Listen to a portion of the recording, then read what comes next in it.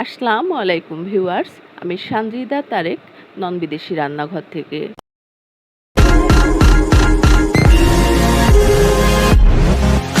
তো ভিউয়ার্স, আজ আমি আপনাদেরকে তৈরি করে দেখাবো বেগুন ভাজি। যারা বাজারে গিয়ে সেরা সেরা বেগুন কিনে নিয়ে আসে ভাজি করেন, আমার আজকের রেসিপি শুধুমাত্র তাদের জন্য। আমি এমন একটি বেগুন দিয়ে ভাজি করে দেখাচ্ছি যে বেগুন বাজারের সবচেয়ে অবহেলিত বেগুন। ভিউয়ার্স, বেগুন ভাজি করার জন্য বাজারের সেরা বেগুনটি দিয়ে যে বেগুন ভাজি করতে হবে এমন কোনো কথা নেই। আপনি ইচ্ছা করলে এরকম বেগুন দিয়েও সুস্বাদু বেগুন ভাজি করতে পারবেন। আর আজ আমি সেটি আপনাকে করে দেখাবো। তো চলুন শুরু করা যাক। আমি এখানে 2টি লম্বা লাল বেগুন নিয়ে নিয়েছি এবং সেটি কেটে নিয়েছি গোল গোল করে, তবে বেশি পাতলাও না বেশি মোটাও না।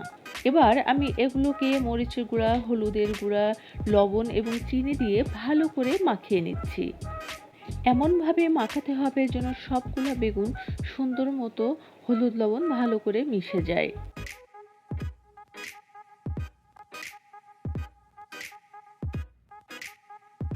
এবার চুলায় একটি তাওয়া দিয়ে তাতে সরিষার তেল দিয়ে 1 চিমটি জিরা দিয়ে দিব।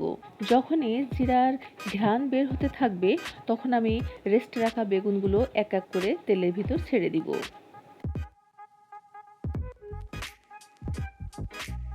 চুলা মিডিয়াম আঁচে রেখে আমি বেগুনগুলা এপিট ওপিট করে সুন্দর করে ভেজে নিব। খেয়াল রাখতে হবে বেগুন যেন পুড়ে না যায়।